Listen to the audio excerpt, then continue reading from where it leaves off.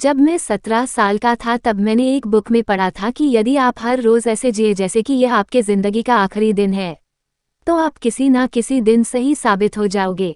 यह विचार मेरे दिमाग पर छा गया और तब से मैंने शीशे में खुद से ये सवाल किया है कि अगर ये दिन मेरे जिंदगी का आखिरी दिन होता तो क्या आज मैं वो करता जो मैं करने वाला हूँ। और जब भी लगातार कई दिनों तक जवाब नहीं में होता तब मैं समझ जाता हूँ कि कुछ बदलने की जरूरत है, कुछ नया करने की जरूरत है।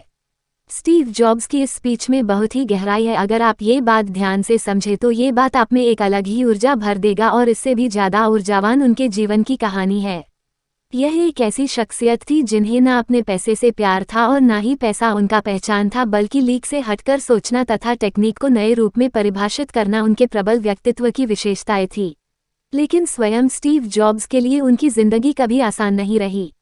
उनका प्रारंभिक जीवन काफी भ्रम और उथल-पुथल से भरा हुआ था। बिना समय गवाए हम उनके बारे में शुरू से जानते हैं। स्टीव जॉब्स का जन्म 24 फरवरी 1955 में कैलिफोर्निया के सैन फ्रांसिस्को में हुआ था। उनका वास्तविक नाम स्टीवन पॉल जॉब्स था, जो उनको गोद लेने वाले माता-पिता क्लारा जॉब्स और पॉल जॉब्स से मिला था। दरअसल उनके वास्तविक माता-पिता की आर्थिक स्थिति बहुत ही खराब थी और वे ये नहीं चाहते थे कि उनके बच्चे को भी अभावग्रस्त जिंदगी में जीना पड़े। इसलिए उन्होंने स्टीव को एक ऐसे दंपत्ति को सौंपने का फैसला किया जो उनकी अच्छी परवरिश कर उनको अच्छी शिक्षा दे सके। उनके पिता पॉल जॉब्स एक इलेक्ट्रिकल वर्कशॉप चलाते थे, इसलिए स्टीव का ज्यादातर समय अपने पिता की मदद करने में व्यतीत होता था। यही वो माहौल था जिसने उन्हें चीजों को नए रूप में जोड़कर बनाना सिखाया और फिर धीरे धीरे इलेक्ट्रॉनिक उनका शौक बन गया। प्राथमिक विद्यालय में 4 साल पढ़ने के बाद किसी कारण उनके पिता को दूसरे शहर लॉस एल्टोस कैलिफोर्निया में शिफ्ट होना पड़ा और यहाँ उनका दाखिला होमस्टेड माध्यमिक में करा दिया गया, जहां उनकी मुलाकात स्टीव वॉज़नियाक से हुई, जो आगे चलकर एप्पल कंपनी में साझेदार भी बने।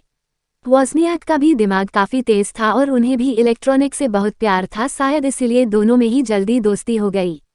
स्कूली शिक्षा पूरी करने के बाद स्टीव जॉब्स ने आगे की पढ़ाई जारी रखने के लिए रीड कॉलेज में एडमिशन तो ले लिया, लेकिन इस कॉलेज की फीस इतनी महंगी थी कि उनके माता पिता के लिए उसे दे पाना संभव नहीं हो पा रहा था और स्टीव जॉब्स को भी अपने माता पिता का पैसा बर्बाद करना अच्छा नहीं लगा, क्योंकि उन्हें उस पढ़ाई में ज्यादा दिलचस्पी नहीं थी। इसलिए 6 महीने बाद ही उन्होंने कॉलेज छोड़ दिया, जिसके बाद के आधिकारिक छात्र के रूप में वो केवल अपने मनपसंद विषय कैलीग्राफी की क्लास लेने लगे। यह एक ऐसा समय था जिससे स्टीव के पास बिल्कुल भी पैसे नहीं होते थे, यहाँ तक कि अपने हॉस्टल के कमरे के किराया भी नहीं दे सकते थे, जिससे वो अपने दोस्त के कमरे में फर्श पर सोते थे और खाना खाने के लिए हर रविवार 7 मील दूर पैदल चलकर मंदिर जाते ताकि हफ्ते में एक बार पेट भर खाना खा सके। उसके बाद 1972 में जॉब्स को उनकी पहली नौकरी एक वीडियो गेम्स बनाने वाले कंपनी अटारी में मिली। वो वहाँ कुछ वर्षों तक काम किया, लेकिन जैसा ही होता है हर इंसान के जिंदगी का एक आध्यात्मिक पक्ष भी होता है और उसे पाने के लिए हर किसी का तरीका भी अलग। स्टीव के आध्यात्मिक पूर्ति का स्थान भारत था और जिसके लिए उन्होंने पैसे बचने शुरू किए। 1974 में वह भारत अपने दोस्त डैनियल कॉटके के साथ आए, जो बाद में जाकर एप्पल कंपनी के एम्प्लॉय भी बने। भारत में वह 7 महीने रहे और बौद्ध धर्म को पढ़ा और समझा, जिसके बाद वो वापस अमेरिका चले गए और फिर से अटारी कंपनी में काम करने लगे और यहीं पर स्टीव जॉब्स और स्टीव वॉज़नियाक फिर अच्छे दोस्त बन गए। दोनों ने मिलकर काम करने को सोचा और जहां दोनों की रुचि इलेक्ट्रॉनिक में थी तो कंप्यूटर बनाना उनके लिए सही फैसला था और दोनों ने मिलकर अपने पापा के छोटे गैराज से अपने जुनून को हकीकत में बदला। उस वक्त स्टीव की उम्र मात्र 21 साल की थी और इस काम को आगे बढ़ाने के लिए उन्हें एक इंटेल कंपनी के रिटायर इंजीनियर से सहगरोसी प्राप्त हुई और काफ़ी मेहनत के बाद उन्होंने अपना पहला computer San Francisco computer club में पेश किया, जिसे लोगों ने खूब पसंद किया।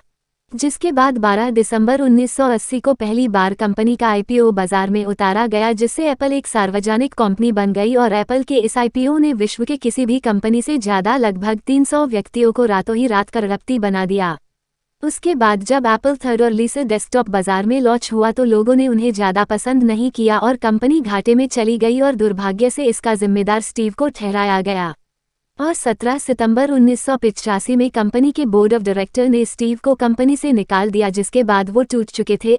असफलता उन्हें खाए जा रही थी, लेकिन उन्होंने हिम्मत नहीं हारी और अपनी नेक्स्ट नाम की कंपनी खोली और इस कंपनी से उन्होंने इतने पैसे कमाए कि 1986 में $10 मिलियन में एक ग्राफिक कंपनी खरीद ली, जिसका नाम उन्होंने पिक्सर रखा, जिसमें उन्होंने अच्छी सफलता हासिल की और इधर स्टीव जॉब्स के बिना एप्पल कंपनी घाटे में चल रही थी।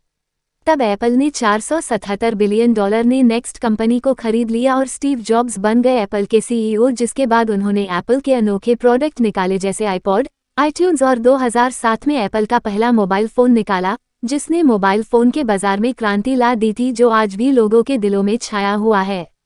5 अक्टूबर 2011 को मात्र 56 वर्ष की आयु में कैंसर की बीमारी के चलते उनका निधन हो गया और अगले ही दिन कैलिफोर्निया के राज्यपाल द्वारा उस दिन को स्टीव जॉब्स डे के रूप में मानने की घोषणा कर दी गई। थिंक डिफरेंट, ये स्टीव का मूल मंत्र था। इतना छोटा सा शब्द है, लेकिन कितने गहराई से लगे हुए इसी शब्द के भरोसे उन्होंने उद्योग जगत को बदला। उनका हमेशा से यह मानना था कि जीवन में यदि हमें सफल होना है तो किसी का भी इंतजार किए बिना अकेला चलना सीखना पड़ेगा।